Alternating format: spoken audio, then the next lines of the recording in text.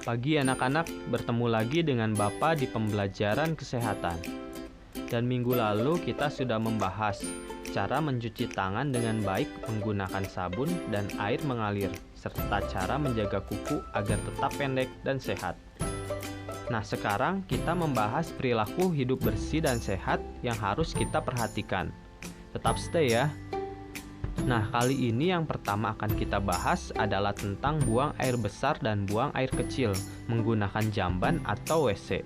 Ingat, di WC, bukan di sembarang tempat. Buang air besar dan buang air kecil di WC termasuk menjaga kesehatan. Kenapa? Karena dengan buang air besar dan buang air kecil di jamban atau di WC, kita tidak mencemari lingkungan. Jadi bisa menjaga lingkungan tetap bersih, sehat, dan tidak berbau atau kotor. Lingkungan yang tidak bersih dan bau bisa mendatangkan lalat atau serangga yang membawa bakteri penyebab diare, demam tifoid, atau yang biasa kita sebut tifus, dan juga cacingan. Yang pasti kita tidak mau sakit kan? Nah, untuk itu siramlah jamban sampai bersih setiap kali habis buang air besar atau buang air kecil, dan jangan lupa cuci tangan pakai sabun dengan air mengalir. Selanjutnya, untuk menjaga perilaku hidup bersih dan sehat, kita harus membuang sampah pada tempatnya. Sampah merupakan sarang kuman dan bakteri. Membuang sampah pada tempatnya mencegah tertular penyakit, juga menjaga kebersihan lingkungan. Sampah menjadi tempat berkembang biak serangga dan tikus, serta menjadi sumber polusi, pencemaran tanah, air, dan udara. Sampah juga menjadi sumber kehidupan bagi kuman-kuman yang membahayakan kesehatan kita. Nah, yang perlu kalian tahu, sampah itu dibedakan menjadi 3 jenisnya. Yang pertama adalah sampah anorganik atau sampah kering yang tidak dapat mengalami pembusukan secara alami. Contohnya adalah logam, besi, kaleng, plastik, karet, maupun botol bekas. Untuk yang kedua yaitu sampah organik atau sampah basah yang dapat mengalami pembusukan secara alami. Contohnya sisa sayuran, rempah-rempah, atau sisa buah-buahan. Yang ketiga yaitu sampah berbahaya.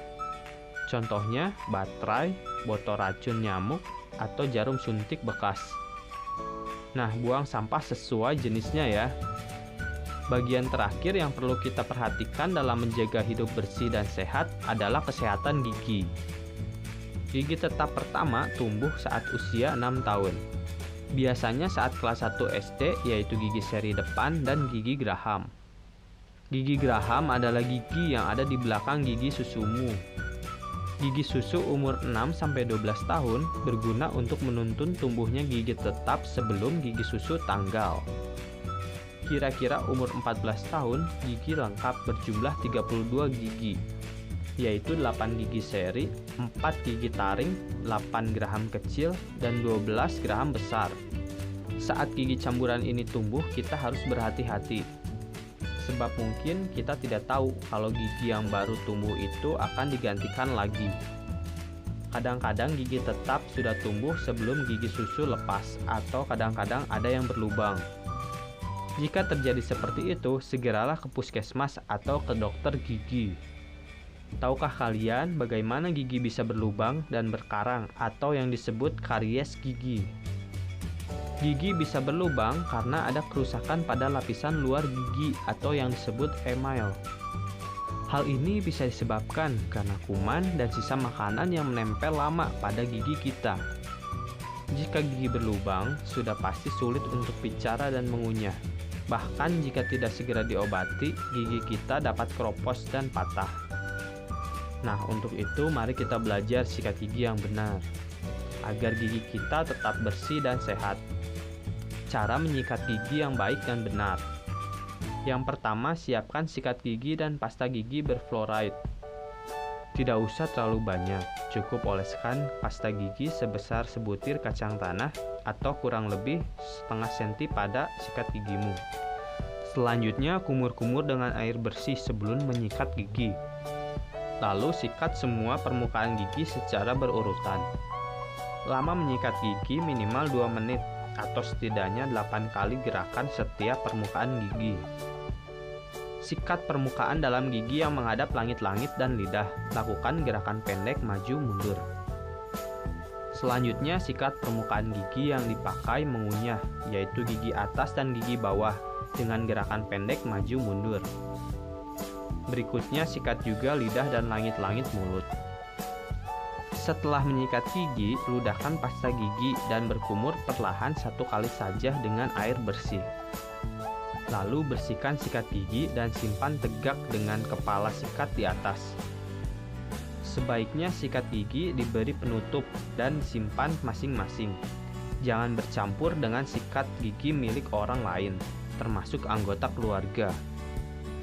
Hal-hal yang perlu diingat dalam sikat gigi. Yang pertama adalah sikatlah gigi dengan teratur dan benar minimal 2 kali sehari. Pagi sesudah makan dan malam sebelum tidur dengan pasta gigi berfluoride. Berikutnya, jangan lupa sikat gigi setelah makan makanan yang manis dan lengket seperti coklat, permen, dan dodol. Lalu hindari makanan yang terlalu panas dan terlalu dingin. Yang terakhir, makanlah buah-buahan yang berserat. Nah, kurang lebih begitu ya anak-anak, cara menjaga kebersihan untuk diri kita. Jangan lupa anak-anak, hidup bersih dan sehat dimulai dari diri kita sendiri.